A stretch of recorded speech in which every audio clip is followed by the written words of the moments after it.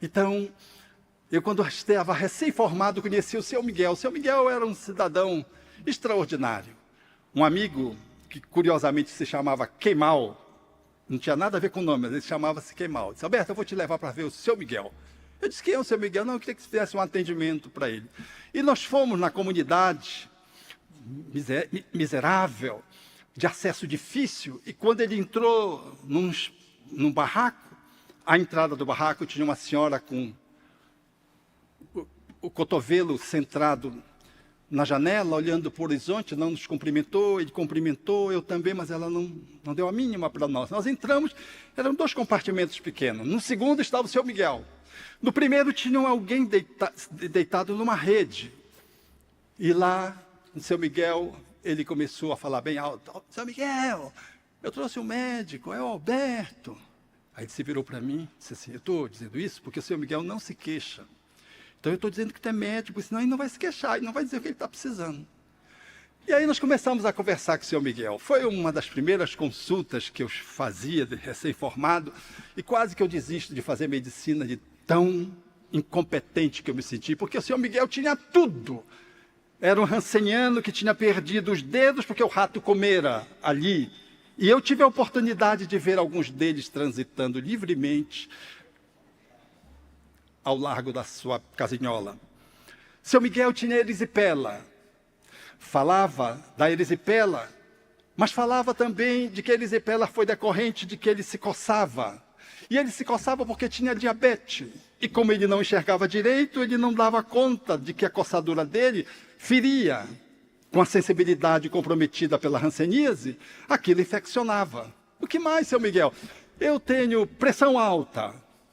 O que mais, seu Miguel? Verme. Aí começou a descrever os sintomas da verminose. O que mais, seu Miguel? Falta de ar. Quando chove, Belém é uma cidade do dilúvio. Chove quase todos os dias, sobretudo a metade do ano. E quando chove, fica muito úmido. E eu tenho asma. O que mais, seu Miguel? E eu falando bem alto, porque ele não escutava. Eu digo: o que é que você acha de tudo isso? E ele disse assim: quando começou há 5 anos atrás esse sofrimento não. Aí ele não queria dizer que tudo aquilo que era um tratado de dores e sofrimentos era dor. Ele não queria dizer que era sofrimento. A resignação do seu Miguel era extraordinária, deitado na cama, sem uma perna, sem os dedos do outro pé, que o rato comera, sem enxergar, sem ouvir direito, com falta de ar, verminose, pressão alta, erisipela. Ele não queria dizer que estava sofrendo. E ele disse: 5 anos, últimos anos, quando surgiu esse sofrimento. Aí não encontrou uma outra palavra, ele continuou: então eu tenho estado preocupado porque eu preciso cuidar da minha família. Porque a minha esposa é esquizofrênica, era aquela que estava assim, na janela, olhando para o horizonte, perdida de si mesma. E a minha filha, que está com câncer, era que estava deitada na rede, que viera para casa para morrer em casa. E a que cuidava da casa, que era uma enfermeira, morreu atropelada. Então, há 5 anos tinha acontecido o acidente, e o seu Miguel preocupado em manter a família. Seu Miguel era dessas pessoas que, quando a gente chegava no centro espírita, depois eu fui me inteirando, né?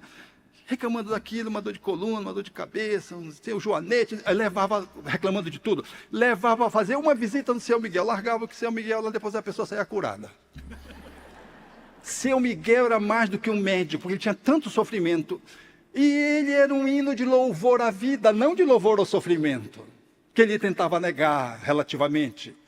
Seu Miguel era alguém espírita, e as pessoas, quando visitavam o seu Miguel, saiu envergonhada de si mesmo. Não que nós devamos fazer essa comparação de tal modo a que possamos negar a nossa dor, não é essa a proposição.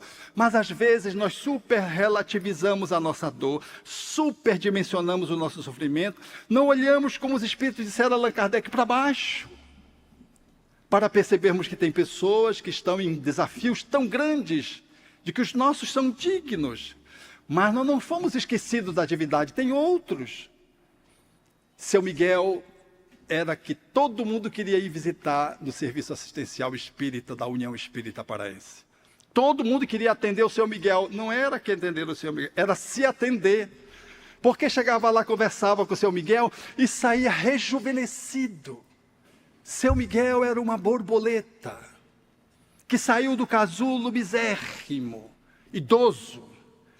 Ele tinha uma grande propriedade, além dessas que eu citei, no campo da virtude do Evangelho. Ele era Paysandu, que é um time extraordinário de Belém do Pará. Ele era Paysandu.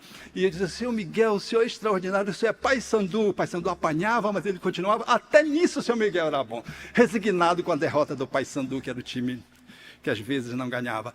A alegria do seu Miguel. O Espiritismo nos ensina que a vida não nos economiza desafios. Nós não idolatramos os sofrimentos, mas também não negamos os sofrimentos. Porque a dor vem para nos ensinar, e se a gente acolhe para aprender com ela, ela vai. Nós não precisamos ficar fixados em dor nenhuma. Nós não somos masoquistas, nem sadistas para fazer os outros sofrer. Nós somos espíritos que viemos para olhar o caminho do meio, caminhar na estrada. E não desviarmos em falsos movimentos da alma para um lado ou para o outro, e discrepando da inobservância das leis de amor, e nos refugiando na vingança, no sofrimento do cultivo de uma culpabilidade tóxica, de um ressentimento pertinaz, ficando preso a histórias que doeram, e que nós precisamos olhar, ressignificar, aprender e seguir adiante.